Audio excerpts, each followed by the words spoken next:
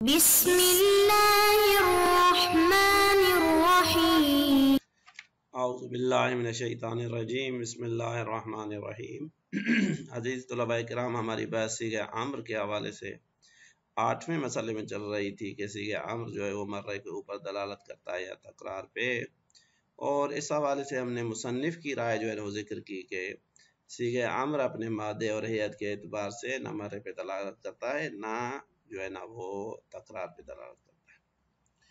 البتہ خارج میں ایجاد طبیعت کے لیے کم سے کم ایک فرد کا ہونا ضروری ہے تاکہ جو ہے نا وہ امتثال حاصل ہو۔ اب یہاں پہ صاحب فصول کی جانب سے ایک توہم کیا گیا ہے کہ بھائی ہمارا محل نزاع جو ہے وہ فقط ہیئت امر میں ہے اور مادہ امر جو ہے وہ محل نزاع میں شامل نہیں ہے۔ اب اس کی دلیل جو انہوں نے ذکر کیا ہے وہ یہ ذکر کیا ہے کہ بھائی مادہ امر جو ہے، مادہ یہاں پہ مصدر ہے اور مصدر جو ہے وہ ادباء کی تصریح کی بنیاد پہ فقط ماہیت اور جنسیت کے اوپر دلالت کرتا ہے، اور ماہیت اور جنسیت کی دلالت جو ہے نا وہ نہ مرے پر ہوتی ہے نہ تکرار پہ ہوتی ہے۔ اسی وجہ سے محل نزاع جو ہے وہ فقط صیغہ امر کے ہیئت کے ساتھ مخصوص ہے، مادے کے ساتھ جو ہے نا وہ وہاں پہ یہ مرہ اور تکرار والا جو نزاع ہے یہ جو ہے نا وہ کام کا نہیں ہے۔ مصنف علیہ رحمہ اس توہم کا جو جواب دیتے ہیں، کہتے ہیں پہلی بات یہ جو آپ نے اپنی طرف سے ایک صغرا بنائی کہ بھائی مادہ جو ہے وہ مصدر ہے، پھر آپ نے ثابت کیا کہ مصدر جو ہے وہ ماہیت پہ دلالت نہیں کرتا، لہذا مادہ بھی دلالت نہیں کرتا مرے اور تکرار پہ۔ ہم اس بنیاد کو ہی ختم کرتے ہیں، ہم کہتے ہیں کہ مصدر جو ہے نا وہ مادہ نہیں ہے، مصدر جو ہے وہ مادہ نہیں ہے، کیونکہ مادے میں ضروری ہے کہ وہ صورت کے اعتبار سے اور ہیئت کے اعتبار سے ایک مستقل صورت اور ہیئت نہیں رکھتا اپنے مشتقات کے علاوہ، جبکہ مصدر جو ہے وہ صورت بھی رکھتا ہے اور ہیئت بھی رکھتا ہے، لہذا یہ جو ہے وہ مادہ نہیں ہو سکتا، بلکہ اس کو خود جو ہے وہ ایک مادے کی ضرورت ہے جو اس میں بھی پایا جاتا ہے، جس طرح سے دیگر مشتقات میں جو ہے نا وہ مادہ پایا جاتا ہے۔ دلیل دوم یہ ہے کہ بھائی مادے میں جو معنی جو مشتقات کے لیے ہے یعنی لحاظ کی جاتی ہے، مادے میں ایسی معنی ہونی چاہیے جو تمام مشتقات کے ساتھ سازگاری رکھتا ہو، وہ معنی ایسا ہو کہ جو اس کے مشتقات، مثال فعل میں بھی پائی جائے، اس میں فاعل میں بھی پائی جائے، اس میں مفعول میں بھی، جو بھی مشتقات نوگانہ ہیں ان تمام میں یہ معنی ان تمام کے ساتھ سازگاری رکھتا ہو، جبکہ ہمارے ہاں جو مصدر ہے اس میں جو معنی پائی جاتی ہے وہ دیگر مشتقات کے معنی کے ساتھ فرق رکھتی ہے۔ مصدر میں جو معنی پائی جاتی ہے وہ بے شرط لا اور غیر قابل حمل ہے، یعنی وہ کسی چیز کے اوپر حمل نہیں ہو سکتی، لہذا ہم نہیں کہہ سکتے الانسان ضرب، جبکہ دیگر مشتقات میں جو معانی ہیں وہ حمل کے اعتبار سے لا بے شرط ہیں اور حمل ہو سکتے ہیں، لہذا ہم کہہ سکتے ہیں کہ الانسان ضارب۔ بس اس اعتبار سے پتہ چلا کہ مصدر میں جو معنی لحاظ کی گئی ہے وہ معنی دیگر جو معانی ہیں ان سے فرق کرتی ہے، لہذا یہ کون سا مادہ ہوا کہ جس کی معنی بھی جو ہے فرق کرتی ہو اور اس کی ہیئت بھی ہو اور جو دوسرے جو ہے نا مشتقات سے فرق کرتی ہو۔ اس بنیاد پہ ہم کہتے ہیں کہ مصدر جو ہے وہ مادہ نہیں ہے۔ اب جب وہ ثابت ہوا کہ مصدر مادہ نہیں ہے تو اس صورت میں ہم کہہ سکتے ہیں کہ نزاع جو ہے وہ مادے میں بھی باقی ہے، اور ہم یہ بحث کر سکتے ہیں کہ مادہ بما ہوا مادہ، آیا اس کی دلالت جو ہے نا وہ ایک مرتبہ فعل کے انجام دینے کے اوپر ہے یا متعدد بار جو ہے نا وہ عمل کو ہم سے چاہتا ہے۔ بس اس بنیاد پہ یہ توہم جو ہے وہ صحیح نہیں ہے، لہذا مصنف اس کی طرف اشارہ فرماتے ہیں کہ تم لا یذهب علیک، یہ چیز تم سے جو ہے نا وہ نہ جائے، غافل نہ ہو جاؤ تم اس نقطے سے کہ ان الاتفاق علی ان المصدر المجرد عن اللام والتنوین، کہ ادبا کی جانب سے یہ جو اتفاق کیا گیا ہے کہ بھئی وہ مصدر جو الف لام سے خالی ہو اور تنوین سے خالی ہو، جیسے خالی ضرب مصدر ہے وہ مصدر لا يدل الا علی المعیت، ادبا کی جانب سے کہا گیا کہ یہ فقط معیت کے اوپر جو ہے نا دلیل ہے۔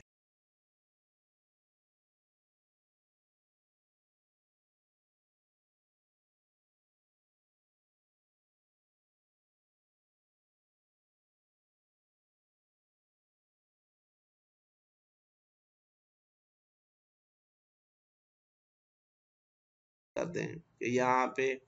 مرے اور تکرار والا جو ہمارا نزاع ہے یہ مادے میں نہ ہو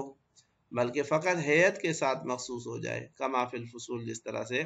صاحب فصول نے ذکر کیا ہے۔ فَإِنَّهُ غِفْلَةٌ وَذُهُولٌ، یہ حقیقت میں غفلت اور بھولتا ہے کہ ان قول المصدر كذلك لا يجب الاتفاق على ان المادة الصيغة لا تدل الا على المعیت مثلا۔ بھائی یہ اتفاق ہونا کہ مصدر اگر الف لام اور تنوین سے خالی ہو تو وہ فقط ماہیت کے اوپر دلالت کرتا ہے، یہ اتفاق اس چیز کے اتفاق کو اپنے دنبال میں اپنے پیچھے نہیں رکھتا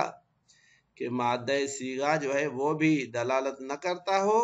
مگر جو ہے وہ مصدر کے اوپر، اس کے مفہوم کے اوپر، بھائی یہ اس کے اوپر دلالت نہیں کرتا۔ ضرورت ہے کیوں؟ کیونکہ اب یہاں سے وہ فرق رہے ہیں کہ بھائی مصدر اور مادے کے درمیان میں فرق موجود ہے۔ ضرورت ان المصدر لیس مادۃ لسائر المشتقات، اسی چیز کو جس کو آپ نے مرکز بنایا، محور بنایا اپنے استدلال کا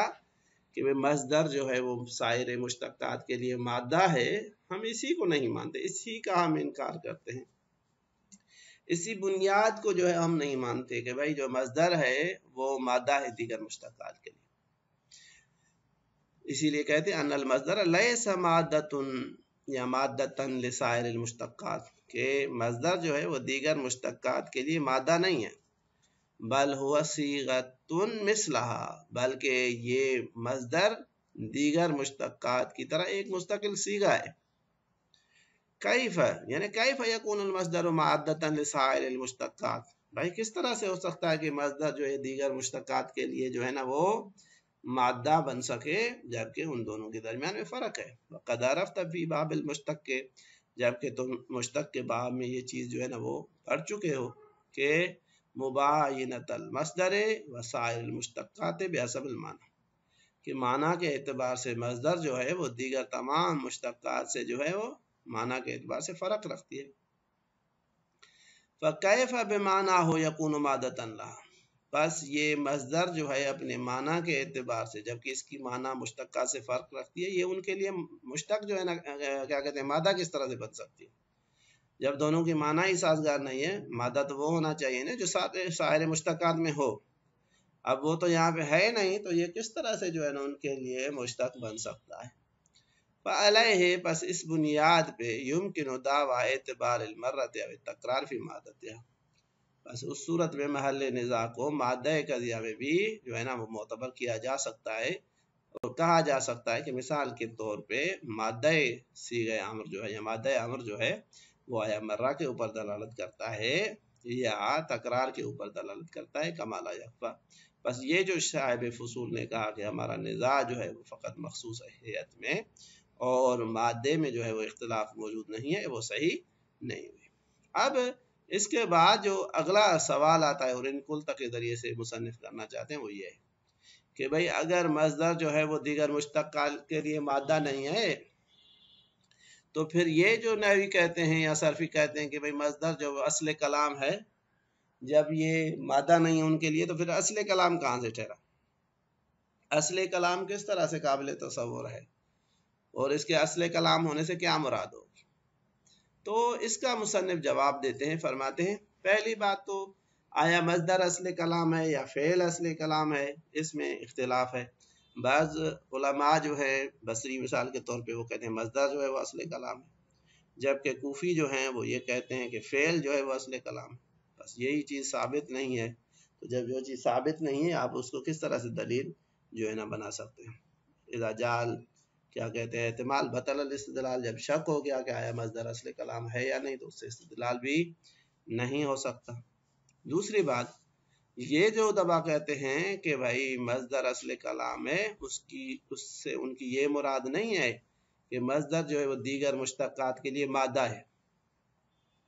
بلکہ اصل کلام سے ان کی مراد یہ ہے کہ بھئی واضح نے جب الفاظ کی وضع کو شروع کیا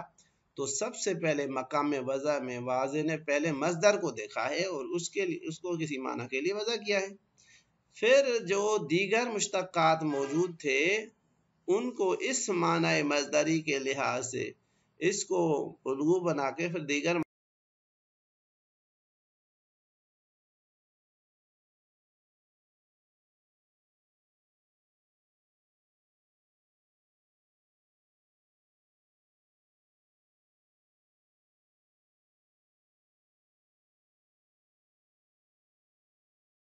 ثابت نہیں ہے، اور دوسرا یہ کہ اگر ثابت بھی ہو تو اس کی معنی وہ نہیں ہے جو آپ کہہ رہے ہیں، بلکہ اس کی معنی یہ ہے کہ بھائی واضح نے ہین الوضع کس چیز کو سب سے پہلے دیکھا اور اس کے لیے جو ہے اس کے لیے جو ہے نا معنی کو وضع کیا یا اس کو کسی معنی کے ساتھ خاص کیا، پھر دیگر الفاظ کو اس لفظ مصدر کو دیکھتے ہوئے اس کی معنی کو دیکھتے ہوئے دیگر معانی کے لیے جو ہے نا وضع کیا ہے۔ لہذا اس وجہ سے فرماتے ہیں کہ ان قلت اگر آپ کہیں فما معنی مشتہر من کون المصدر اصلا فی الکلام، تو اس چیز کا کیا معنی ہوگا کہ بھئی جو مشہور ہے کہ مصدر جو ہے وہ اصل کلام ہے، یہ تو اپنی جگہ مشہور ہے، تو یہ چیز مشہور ہے تو اس سے مراد تو یہ ہوگی کہ وہ بنیاد ہے، مادہ ہے۔ قل تو اس کا جواب کہتے ہیں ہم یہ دیں گے کہ ہم کہیں گے کہ انہ محل الخلاف، کہ بھئی پہلے یہ ثابت ہونا کہ مصدر اصل کلام ہے یہی محل اختلاف ہے۔ بہت سارے لوگ اس کو بھی تسلیم نہیں کرتے کہ بھئی آیا مصدر جو ہے وہ محل کلام ہے اصل کلام ہے یا اصل کلام نہیں ہے۔ کوفی کہتے ہیں کہ فعل اصل کلام ہے نہ کہ مصدر اصل کلام، بس پہلے تو یہ چیز جو ہے نا وہ اپنی جگہ پہ ثابت نہیں ہوئی۔ معنی ہو اس کی معنی جو ہے کہ یہ جو کہا جاتا ہے کہ مصدر اصل کلام، اس کی معنی وہ نہیں ہے کہ جو آپ کہہ رہے ہیں کہ بھئی مادہ ہے مصدر دیگر مشتقات کے لیے، بلکہ اصل کلام ہونے کی معنی یہ ہے کہ ان الذی وضع اولا بالوضع الشخصی، کہ وہ چیز کے جو سب سے پہلے وضع شخصی کے عنوان سے وضع ہوئی اور واضح نے اس کو لحاظ کیا، ثم بملاحظتہ وضع نوعیا او شخصیا سائر الصیغ، اور اس مصدر کو یعنی اس معنی کو دیکھتے ہوئے یا اس وضع کو دیکھتے ہوئے جو دیگر صیغے وضع نوعیہ وضع شخصی کے بنیاد پہ وضع ہوئے ہیں، الذی تناسبہ جو اس سے مناسبت رکھتے ہیں، مما جمعہ ماہو مادت لفظ متصورۃ فی کل منہا ومنہ، کہ اس میں جمع ہوتی ہیں ہر وہ چیز جو ایک لفظ جو قابل تصور ہے اس کا مادہ، ان تمام مشتقات میں وہ لفظ موجود ہوتا ہے، اور ومنہ اور اس مصدر میں بھی ہوتا ہے، بے صورت و معنی کذالک، صورت کے اعتبار سے اور معنی کے اعتبار سے اس طرح سے، هو المصدر وہ مصدر ہے، اب الفعل یا کوفیوں کے نزدیک وہ فعل ہے، پس سب سے پہلے جس لفظ کو دیکھا گیا اور اس کے لیے وضع شخصی انجام پائی، اب کوفیوں کے نزدیک وہ فعل ہے اور بصریوں کے نزدیک وہ مصدر ہے، اس کو پہلے وضع کیا گیا اس کے ایک معنی کے لیے، پھر اس کو ملاحظہ کرتے ہوئے دیگر صیغوں کے لیے اسی مادہ کو جو مصدر میں موجود تھا اسی کو لحاظ کرتے ہوئے دیگر جو ہے نا وہ مشتقات میں بھی اس کو لایا گیا۔ مثال زاد رابا ضرب میں جو موجود تھا اسی مادے کو مثال کے طور پہ اس میں فاعل میں ضارب میں اس میں مفعول مضروب میں دیگر جو مشتقات ہیں ان میں اسی کا لحاظ کیا گیا، اور اس کو دیکھتے ہوئے اس کی مناسبت کے اعتبار سے جو ہے نا وہ الفاظ کو وضع کیا گیا ہے، بس اس سے مراد یہ ہے۔ لہذا کہتے ہیں اب وہ جو لفظ ہے وہ یا تو مصدر ہے یا جو ہے نا فعل ہے، ففهم، بس آپ اس کو سمجھیں۔ بس خلاصہ یہ ہوا کہ بھائی مصدر جو ہے وہ اصل کلام ہے، یہ محل اختلاف ہے، اور اگر محل اصل کلام ہے تو اس سے اس کی مراد یہ نہیں ہے کہ وہ مادہ ہے دیگر صیغوں کے لیے، بلکہ وہ پہلا وہ لفظ ہے جس کو واضح نے تصور کیا اور اس کو کسی معنی کے لیے وضع کیا، دیگر صیغوں کو اسی کی مناسبت سے وضع نوعیہ وضع شخصی کی بنیاد پہ وضع کیا گیا، البتہ اس میں اور ان تمام صیغوں میں اس مادے کو جو لفظ کا مادہ تھا جیسے ضرب کا مادہ اس کو تصور کیا گیا ہے۔ صورت کے اعتبار سے اور معنی کے اعتبار سے اس کا لحاظ کیا گیا کہ وہ ان تمام میں جو ہے نا اسی ترتیب اور معنی کے اعتبار سے موجود ہو، اور وہ معنی جو ہے وہ مادہ جو ہے وہ مصدر میں بھی ہے اور دیگر مشتقات میں بھی پایا جاتا ہے۔ صلی اللہ علیہ